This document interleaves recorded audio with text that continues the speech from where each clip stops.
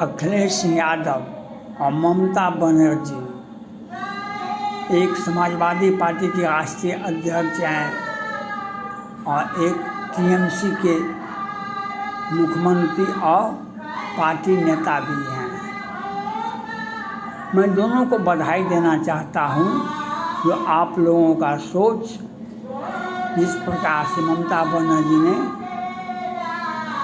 पश्चिम बंगाल में पिछले 10 वर्षों से इस प्रकार से हिंदुओं को कुचला है, राम नाम से भी बैर है और आदिवासी लड़कियों के साथ, आदिवासी महिलाओं के साथ वह बांग्लादेशी शेख शाहजहां को हवाले किया, क्योंकि वोट लेने के लिए दलित को, महादलित को हम कुचल देंगे और उसको विदेशी ताकतों के हवाले कर देंगे, जिससे भय से हमें वोट देगा। और अखिलेश यादव जी ने जिस प्रकार से ये अलंकारी बाबा, निरंकारी बाबा को आगे रख करके हिंदुओं को कुचला, सैकड़ों महिलाएं, बच्चे, बूढ़े, जवान मारे गए। ये ममता बनर्जी और अखिलेश यादव जी का बहुत बहुत धन्यवाद।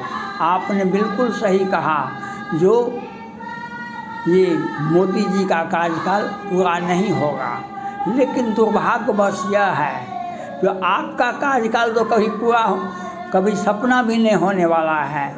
40 सांसद मिल गए, आपको हो गया तो क्या हो गया? 40 सांसद हो गया, समाजवादी पार्टी को 30 सांसद हो गया, ममता बनर्जी को, इससे क्या होगा केंद्र में? इससे दुविधा में दोनों गए, माया मिलिन राम, दुविधा में दोनों गए, माया मिलिन राम। ममता बनर्जी को यह ज्ञात होना चाहिए, जो पश्चिम बंगाल कम्युनिस्ट का गढ़ था, कम्युनिस्ट का गढ़ था, ज्योति बसु वहाँ के 25 वर्षों तक मुख्यमंत्री है, लेकिन अंत जब हुआ तो कम्युनिस्ट पार्टी का आज एक भी विधायक सांसद नहीं है पश्चिम बंगाल में। ममता बनर्जी आप राम से विरोध करते हैं, रामनवमी पर हिंदुओं पर पत्थर फेंकवाते हैं और हिंदुओं पर ही केस करवाते हैं, क्योंकि आपका आचरण रावण से कम नहीं है, शूर्पणखा से कम नहीं है। रावण ने आदेश दे रखा था, कहीं भी नारी का सम्मान नहीं होना चाहिए, कहीं भी कानून का राज नहीं होना चाहिए, कहीं पे धर्म का काम नहीं होना चाहिए। आपको राम नाम से भी बैर है, ममता बनर्जी को राम नाम से भी बैर है। और अखिलेश यादव जी अयोध्या नहीं गए, लेकिन वह निरंकारी बाबा, अहंकारी बाबा को सम्मानित करने के लिए सैकड़ों हिंदू बच्चे को मौत की काल के घाट में उतारवा दिए और एक शब्द भी नहीं बोल रहे हैं।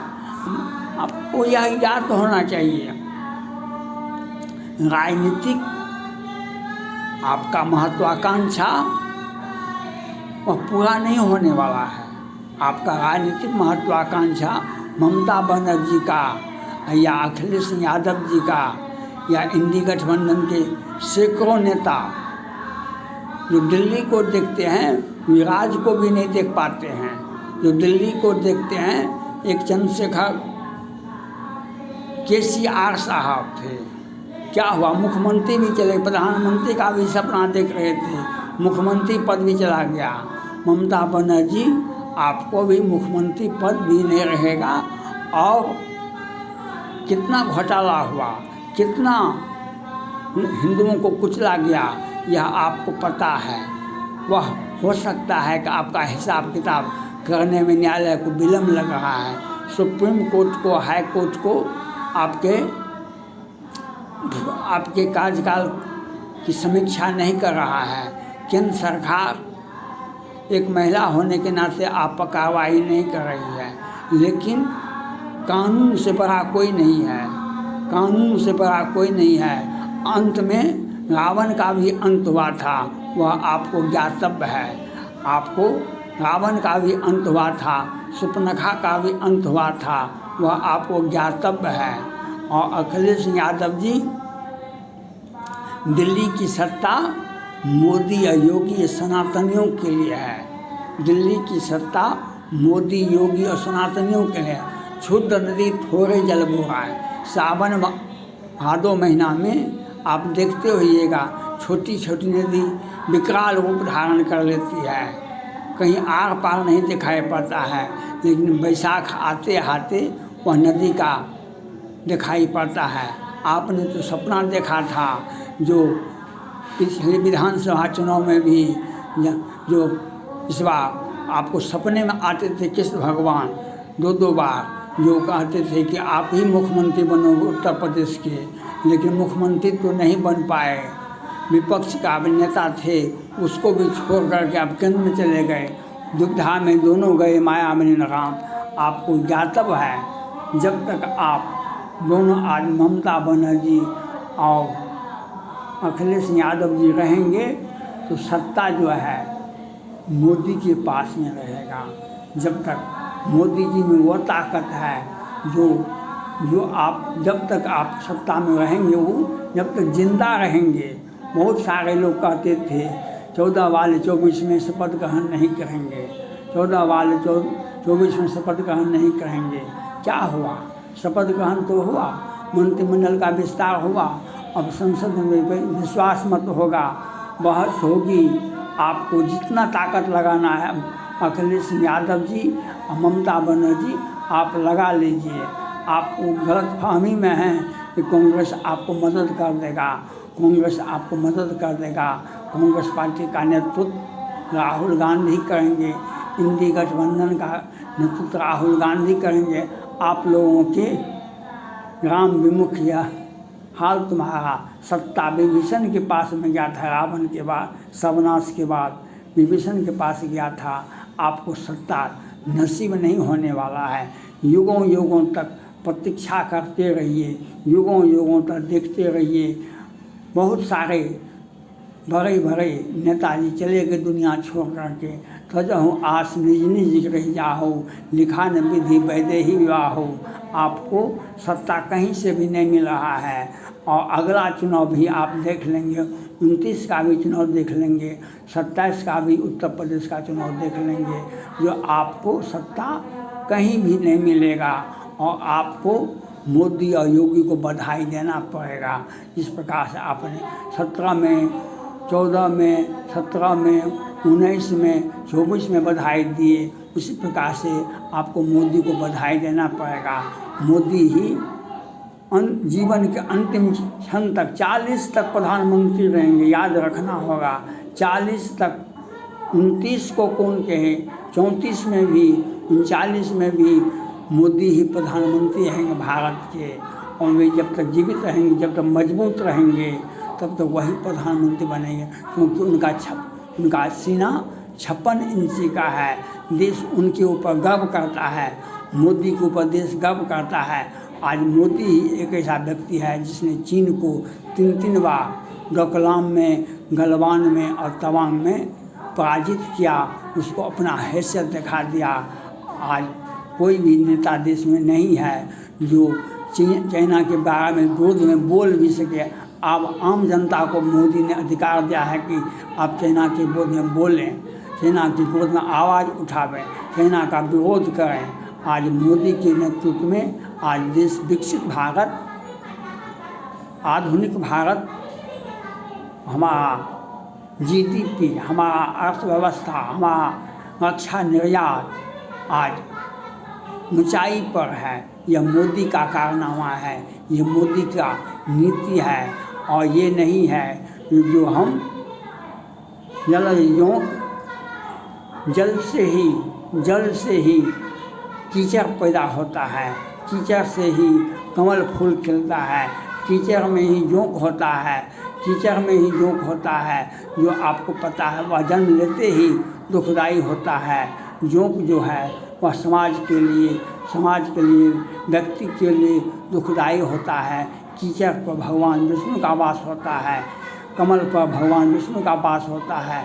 इसलिए आप समाज के कलंकित, आपने जो अहंकारी बाबा ममता बनर्जी ने जिस प्रकार से भ्रष्टाचार किया है, जिस प्रकार से पशु तस्करी करवाया है, जिस प्रकार से छात्रों से बीएड शिक्षकों से पैसा वसूला है, इस प्रकार से जो नृशंस हत्याएं हुई है पश्चिम बंगाल में, उसको आप देखा होगा, उससे आपने समझा होगा ममता बनर्जी का कोई भविष्य नहीं है, अखिलेश यादव जी का कोई भविष्य नहीं है। राज्य में रहिए या केंद्र में जाइए, या राज्य में रहिए, क्योंकि सत्ता आपसे बहुत दूर है। सत्ता क्षेत्रीय पार्टी को नहीं मिलता है। सत्ता किसी भी परिस्थिति में क्षेत्रीय पार्टी को सत्ता नहीं मिलने वाला है। यह इतिहास गवाह है। आज भारत का डेमोक्रेसी मजबूत है। वह भाजपा गठबंधन को बहुमत देगा, और कभी जब कांग्रेस पार्टी को बहुमत मिलेगा तो उनके नेतृत्व में आज तक के इतिहास से 10 वर्ष तक मनमोहन सिंह यूपीए की सरकार थी, कांग्रेस पार्टी नेतृत्व करती थी, आज भाजपा नेतृत्व करती है, मोदी जी प्रधानमंत्री हैं। आप लोगों को आगे पीछे आगे पीछे रहना पड़ेगा। आपकी व्यवस्था है, आपकी लाचारी है, आप इसी प्रकार से बलबलाते रहिए, समाज को तोड़ते रहिए, आप राम का भी सनातन धर्म का भी विरोध करते रहिए और हिंदुओं पर अत्याचार करते रहिए। लेकिन एक दिन ऐसा आएगा जब आप लोगों का हिसाब किया जाएगा, चाहे ममता बनर्जी हो, चाहे अखिलेश यादव हो या कोई भी हो, उनको सत्ता का हिसाब देना पड़ेगा। और जो जितने काले धन हैं आप लोगों के पास में, उसको निकाला जाएगा। मोदी जो मजबूत है और मोदी के नेतृत्व में विकसित भारत बन रहा है, विकसित समाज बन रहा है। सबका साथ, सबका विकास, सबका प्रयास। आपका क्या है? ममता बनर्जी का क्या है? अखिलेश यादव जी का क्या है? माय समीकरण। मुसलमानों को आतंकवादी मुसलमानों को प्रोटेस्ट करो, हिंदुओं को तंग और तबाह करो। 2 भाइयों की हत्या हुई, घर में बच्चे को, उस पर आप क्यों नहीं बोला? अहंकारी बाबा को प्रोटेस्ट किसने किया? अखिलेश यादव जी ने किया। आज ममता बनर्जी ने पश्चिम बंगाल में जो नृशंस हत्याएं, जो बलात्कारें, जो लूटपाट, जो घोटाला किया है, उसको सुप्रीम कोर्ट और हाई कोर्ट को जजमेंट देना पड़ेगा। और ममता बनर्जी की सत्ता से अंतिम यात्रा तक उनको ये जीवन में जेल से छुटकारा नहीं मिलेगा। यह सत्ता का अंतिम पराभव स्थिति में है। अखिलेश यादव जी, ममता बनर्जी को यह सपना नहीं देखने का है जो आप सत्ता देखते हैं मोदी को हटा देंगे, वह आपसे नहीं होगा। आपका सत्ता कभी भी नहीं आने वाला है, सत्ता आपका कभी नहीं आने वाला है। यह आपको देखना पड़ेगा, सोचना पड़ेगा। थैंक्स।